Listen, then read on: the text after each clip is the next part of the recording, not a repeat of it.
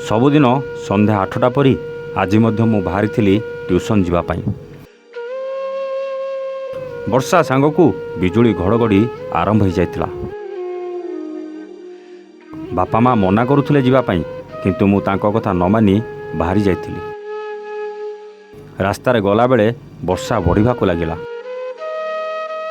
रास्तार एते जोर रे पानी जमी जाइथिला जे रास्तार ड्रेन आ पानी समान हो जाइथिला।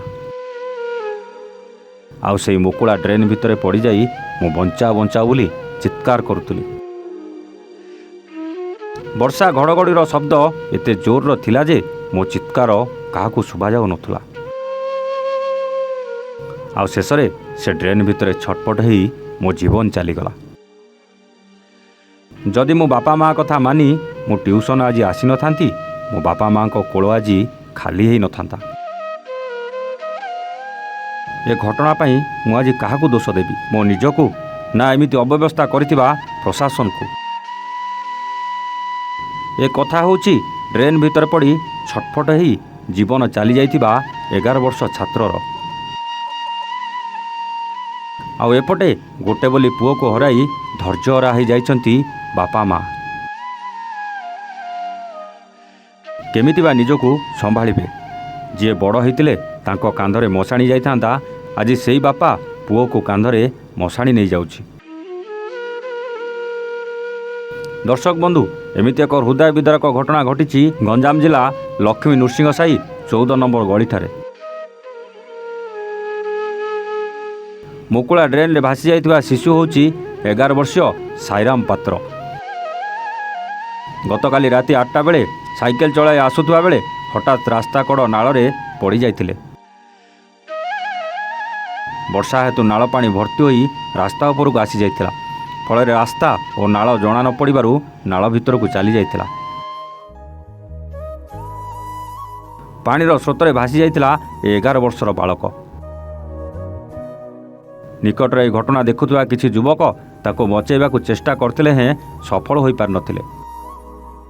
परे केवल तांको साइकेलटी ही मिलिथिला।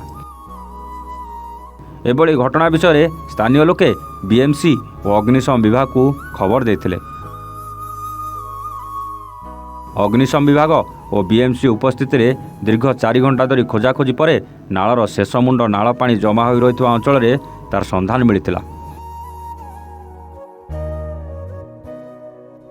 ओ साहिर शेष मुंडर थिबा नालरू शिशुर शव को पाइथिले अग्निशम विभाग और स्थानीय युवक माने।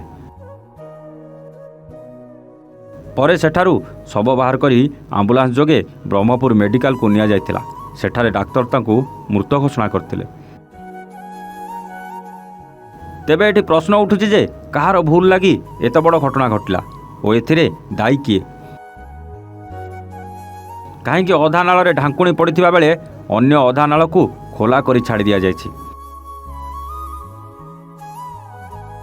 एही साईर प्रथमरु सबु नाल कहीं ढांकुणी पड़िनी बोली प्रश्न उठाइछंती ग्रामवासी माने। आम साइड पिलाट गोटे बुड़ी भासी पड़ला। ड्रेन नाल भांगी जाइए। ड्रेन प्लेट पकौना प्लेट घर टेकिक प्लेट मैंने भांगी दौली। प्लेट न पकईकि पिलाटा पानी में भासी पड़ेगा। कुआडे पिलाटा मिलूनी ना एवं सांगे सांगे पिला बुड़े 8टा बेलू एवं आसिले 9टा अधु सब आसिले 9टा 10टा बेलू आसिले।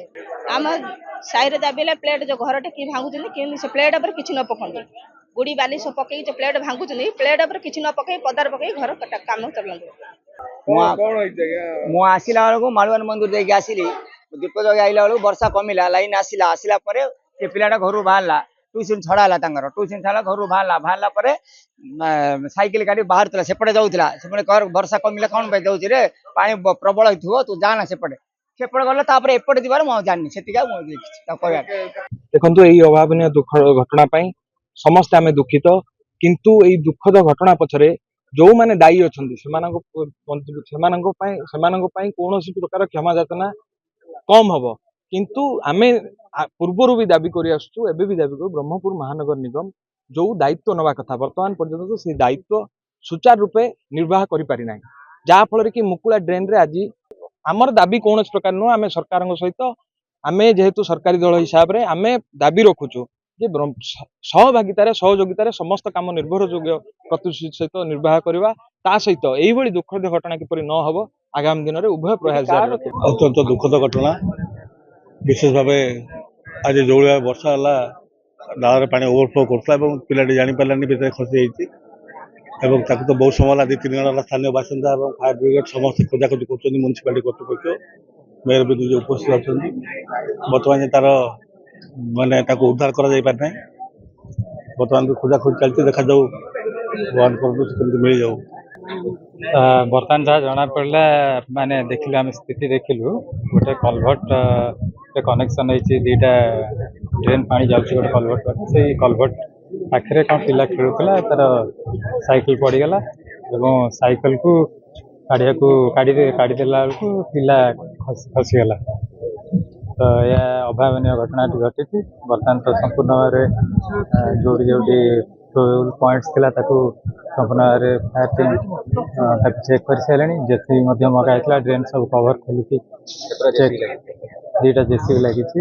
ସନ୍ଧ୍ୟାବେଳୁ ଚାଲିଲାଣି କାମ ଉଦ୍ଧାର କାର୍ଯ୍ୟ ଚଲେଇଛୁ ଆମ ବିଏମସି ଏବଂ ଫାୟାର ଡିପାର୍ଟମେଣ୍ଟ ମିଳିତ ଉଦ୍ୟମରେ ଆମର ଚାଲିଛି କିନ୍ତୁ ବର୍ତ୍ତମାନ ପର୍ଯ୍ୟନ୍ତ ପିଲାଟି ମିଳିନାହିଁ ବହୁତ ଦୁଃଖ ଲାଗୁଛି କିନ୍ତୁ ଦେଖୁଛୁ ଆମେ ଯେତେ ଚେଷ୍ଟା କରୁଛୁ ପୁରା ଯେହେତୁ ସେଇଟା ପ୍ରାଇଭେଟ ଲ୍ୟାଣ୍ଡ ଏଣ୍ଡ ପାଣି ଭର୍ତ୍ତି ହେଇଛି ଏବଂ ସେପଟେ ଡ୍ରେନ୍ ପାଣିଟା ଯାଉଛି ତ ମେ ବି ସେଇଠି ବୋଧେ ଫାୟାର ଡିପାର୍ଟମେଣ୍ଟର ଯେକୌଣସି ଜିନିଷକୁ ମାନେ ଏମିତିକି ସେମାନେ ଡ୍ରେନ୍ ଭିତରେ ପଶିକି ନିଜେ ପଶିକି ବି ସେ ଦେଖିଛନ୍ତି କିନ୍ତୁ ଏଠି କୋଉଠି ବି ନାହାନ୍ତି ସେ ପିଲା ତ ଭାବୁଛୁ ବୋଧେ ସେଇପଟେ ଲଟେରୀ ଲାଗିଯାଇଥିବେ ଯଦି ଲାଗିଯାଇଥିବେ। ତେବେ ଏଠାକାର ଜେଇ ଏସଡିଓ ମାନେ ଜାଣିଶୁଣି ଏଭଳି ଛାଡ଼ି ଦେଇଥିବା ବି ଅଭିଯୋଗ କରି ଶୀଘ୍ର ତଦନ୍ତ କରାଯାଉ ବୋଲି ଦାବି କରିଛନ୍ତି ସ୍ଥାନୀୟ ଗ୍ରାମବାସୀ। ଗଞ୍ଜାମରୁ ଜଗନ୍ନାଥ ସାହୁଙ୍କ ରିପୋର୍ଟ A1 ଓଡ଼ିଆ।